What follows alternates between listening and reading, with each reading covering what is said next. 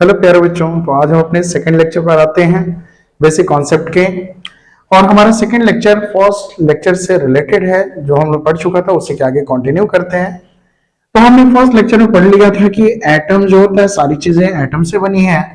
और एक किसी एटम में यदि हम बात करें, तीन तरह के मेन पार्टिकल्स होते हैं, इलेक्ट्रॉन, प्रोटॉन एंड न्यूट्रॉन, जिसमें electron negative charge, proton positive charge, neutron पर कोई चार्ज नहीं। ओके, तो आज हम जानेंगे कि ये एटम में किस तरीके से अरेंज हैं और इनका अरेंजमेंट किस तरीके से केमिकल रिएक्शन या सिंपली कह सकते जो हमारे आसपास केमिस्ट्री चल रही है उसको कैसे गवर्न करने वाला है।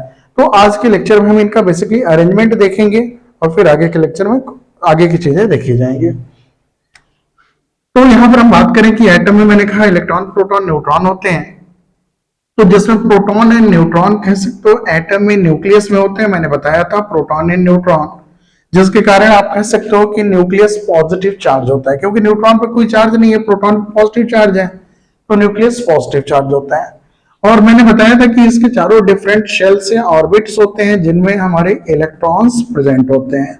ओके, और एक चीज मैंने और बताई थी कि जो ऑर्बिट्स होते हैं, ठीक है, ये इलेक्ट्रॉन के एक तरह से घर हैं और इनमें अलग अलग नंबर ऑफ इलेक्ट्रॉन्स रह सकते हैं। जैसे छोटे घर में कम लोग रह सकते हैं, बड़े घर में ज्यादा लोग, वैसे ही छोटे ऑर्बिट में कम इलेक्ट्रॉन, बड़े ऑर्बिट में ज्यादा।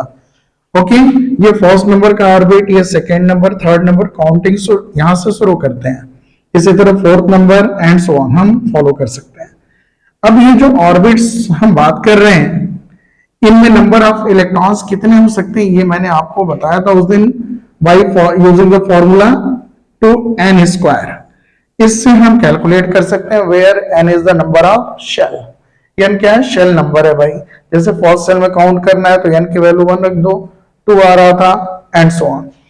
तो उस बेसिस पर यदि हम बात करें, यदि काउंटिंग मतलब ये डिफरेंट ऑर्बिट्स में इलेक्ट्रॉन्स का नंबर निकालने, तो हम पाएंगे कि फर्स्ट सेल में 2 इलेक्ट्रॉन्स की कैपेसिटी है फर्स्ट सेल को रखने की, सेकेंड को 8 इलेक्ट्रॉन की कैपेसिटी है मैक्सिमम, ध्यान देना ये मैक्सिमम नंबर ऑफ इलेक्ट्रॉन्स है, इससे कम रह सकते हैं, ठीक है, इससे ज्यादा नहीं हो सकते। जैसे घर में मैंने कहा एक रूम में यदि 10 लोग रह सकते हैं या सो सकते हैं, तो 10 लोग सो सकते हैं, उससे कम भी सो सकते हैं, लेकिन 10 लोग इससे ज्यादा होंगे तो दिक्कत आएगी।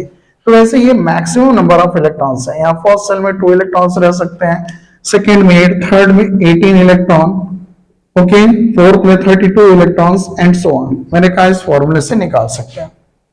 ओके, तो अब हम बात करते हैं जो इलेक्ट्रॉन, प्रोटॉन, न्यूट्रॉन है, ये किस तरीके से एटम में अरेंज होते हैं। यानी ये बेसिकली न्यूट्रॉन, प्रोटॉन तो हमने देख लिया, लेकिन इलेक्ट्रॉन्स के बारे में तो उसके पहले एक सिंपल सा टर्म हम जानेंगे कि कोई भी एटम होता है तो मैंने कहा कि उसमें हमारा प्रोटॉन भी प्रेजेंट है, इलेक्ट्रॉन भी, न्यूट्रॉन भी। तो यहां पर हम बात करें प्रोटॉन नंबर, यानी नंबर ऑफ प्रोटॉन को एक हम टर्म देते हैं, क्या चीज? Atomic number. क्या बोलते हैं भाई? Atomic number. और प्रोटॉन प्लस न्यूट्रॉन के सम को हम क्या बोलते हैं? Mass number. Mass number, okay. इसको जनरली हम Z से सिंबल दे सकते हैं और मास नंबर को A से। यानी हर एटम में जो प्रोटॉन का नंबर है वो हमारा क्या है भाई? Atomic number. और जो हमारा प्रोटॉन और न्यूट्रॉन का सम है इसको मास नंबर बोलते हैं। और कोई भी एटम हम लिख रहे हैं, सब में इलेक्ट्रॉन, प्रोटॉन, न्यूट्रॉन है, तो किसी एटम को जनरली हम यदि लिखते हैं, यदि मैंने कहा कि कार्बन 6 12, ये कार्बन के एटम का सिंबल है, तो नीचे जो लिखा गया है ये एटॉमिक नंबर है यानी Z है, और ऊपर जो लिखा गया है ये मास नंबर है, A है। तो फिलहाल हमें क्या है भाई? हमें एटॉमिक नंबर से मतलब है, अभी मास नंबर के कॉन्सेप्ट को आपको नहीं पढ़ना है, हमें एटॉमिक नंबर, यानी सिंपली कह सकते हो हर एटम का एक नंबर होता है, that is called atomic number. और एटॉमिक नंबर क्या होता है? नंबर ऑफ प्रोटॉन्स होते हैं। एक चीज मैं और उस दिन मैंने बताया था, फिर से मैं बताना चाहूंगा कि हर एटम का जो एटॉमिक नंबर है, ठीक है, जो मैं Z बात कर रहा हूं, ये एटॉमिक नंबर, यानी सिंपली मैं कह रहा हूं Z क्या है भाई? एटॉमिक नंबर है ओके, ओहो सॉरी दिख नहीं रहा है आपको, सॉरी ऊपर लिख दे रहा हूं मैं। ये जो जेड में बात कर रहा हूं, ये जेड क्या है भाई, एटॉमिक नंबर है, और एटॉमिक नंबर ही इक्वल है प्रोटॉन के नंबर के इक्वल के, ठीक है। एटॉमिक नंबर मैंने कहा नंबर ऑफ प्रोटॉन है, और किसी भी एटम में मैंने बताया था कि एटम ओवरऑल न्यूट्रल होता है, कोई चार्ज नहीं होता, यानी जितने प्रोटॉन होंगे उतने इलेक्ट्रॉन, यानी ये इलेक्ट्रॉन के नंबर के बराबर होगा। यानी सिंपली आपको दिमाग में रखना है, न्यूट्रॉन की बात अभी छोड़ देनी है, कि किसी एटम में जो एटॉमिक नंबर हम बात कर रहे हैं वो प्रोटॉन का नंबर है, और जितने प्रोटॉन होंगे उतने इलेक्ट्रॉन्स होंगे। तो जस्ट लाइक यदि मैं बात कर रहा हूं कुछ एटम्स के एटॉमिक नंबर को लिखने की, तो just like hydrogen atomic number 1, ठीक है। हीलियम, हीलियम एटम है भाई, हाँ। एटॉमिक नंबर 2, ये एटम के सिंबल्स हैं, ओके। मैं अभी एटम का नाम भी लिख दे रहा हूं इसको रब करने के बाद। ये हाइड्रोजन है, एटॉमिक नंबर 1, ये हीलियम है भाई, एटॉमिक नंबर 2। इसके बाद नेक्स्ट आता है लिथियम का symbol Li, atomic number 3।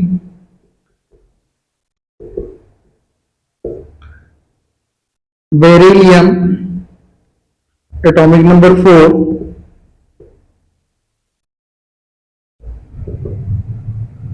And so on, इसी तरह और भी हैं।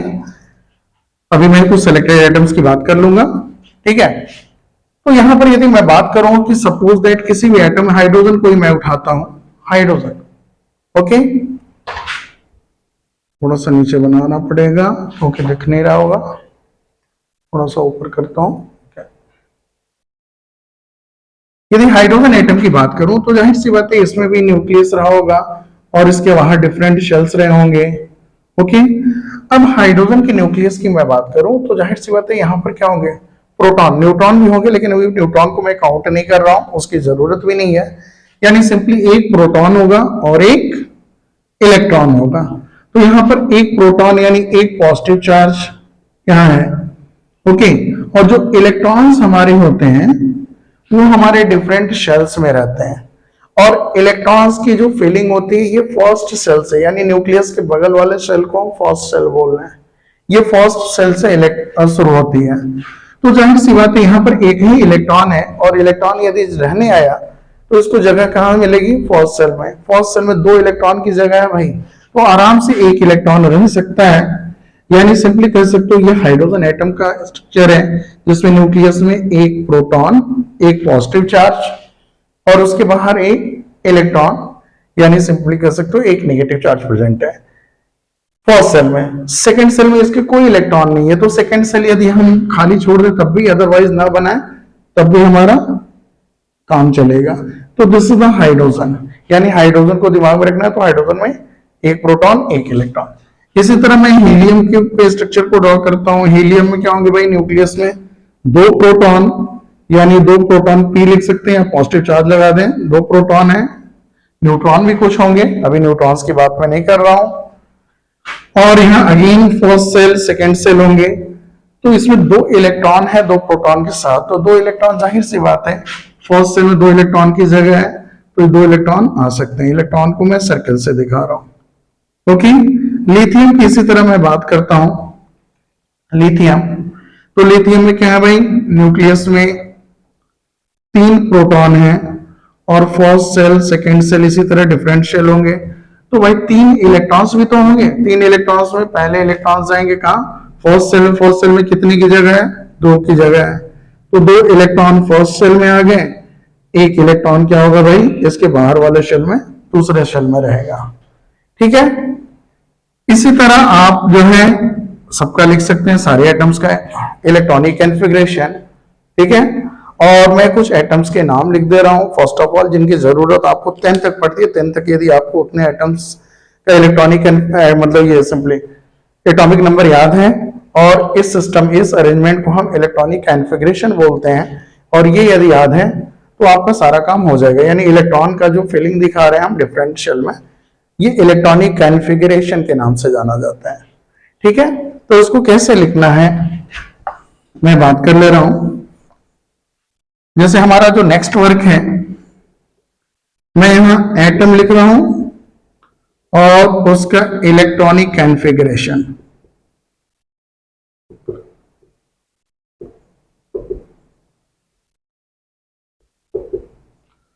तो जस्ट लाइक हाइड्रोजन एटम मैंने बात की, हाइड्रोजन का 1, तो 1 इलेक्ट्रॉन कहां है भाई, फर्स्ट सेल में, तो 1 ही लिख दिया।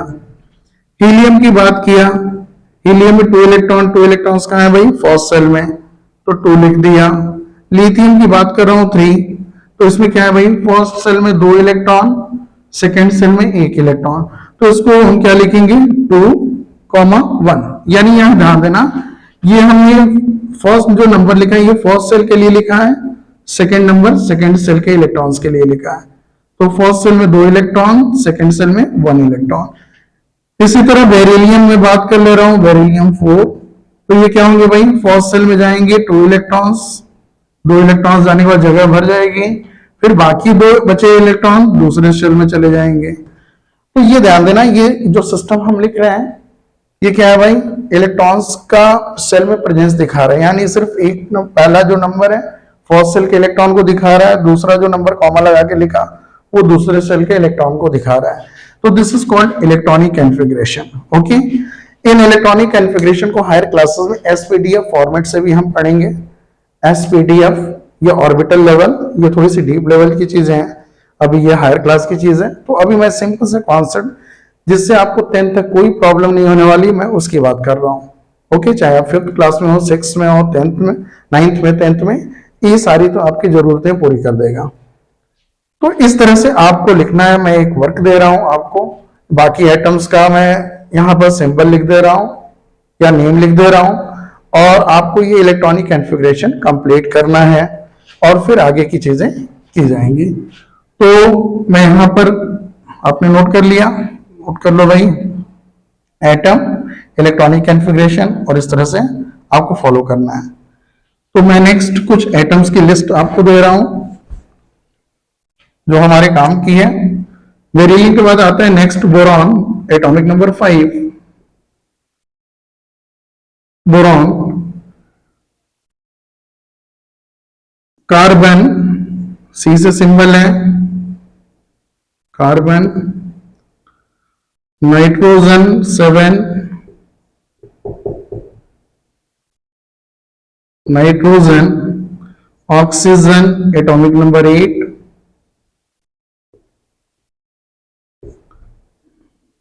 Chlorine, atomic number 9,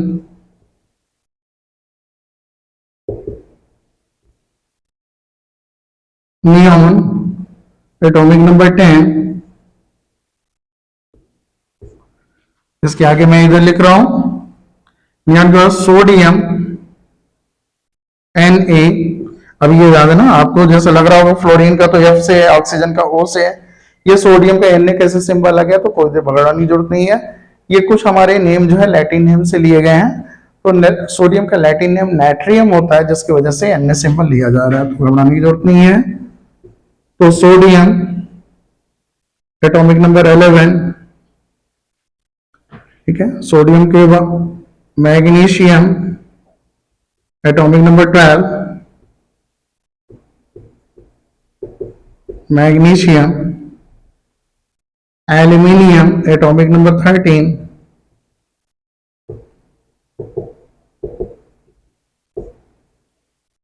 silicon, atomic number 14,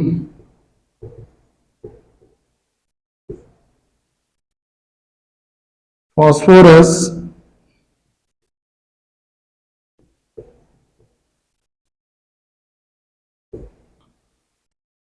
यह sulphur, atomic number 16,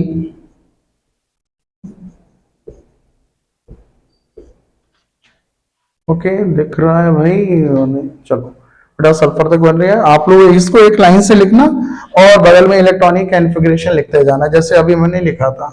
okay, sulphur के बाद 2 और मैं लिख दे रहा हूं, और उसके आगे कुछ और भी हैं, उसको मैं नेक्स्ट लेक्चर में बताऊंगा, लेकिन आगे 2 अभी नाम सल्फर के आगे मैं ऐड कर रहा हूं। ऊपर में यहां पर, ठीक है। सल्फर के बाद आता है नेक्स्ट क्लोरीन 17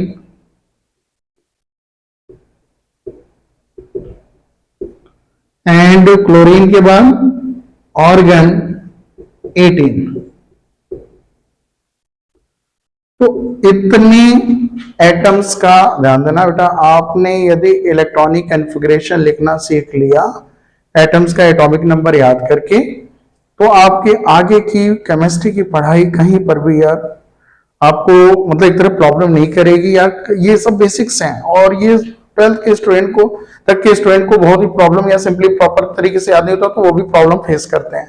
और इतनी बेसिक सी चीजें आपने याद करके इलेक्ट्रॉनिक कॉन्फ़िगरेशन लिख लिया तो आगे की चीजें बहुत ही स्मूथली चलेगी, ये मेरी गारंटी है। ओके, तो इतना आप कर लेना और आगे की चीजें हम नेक्स्ट लेक्चर में देखते हैं। Okay, bye bye.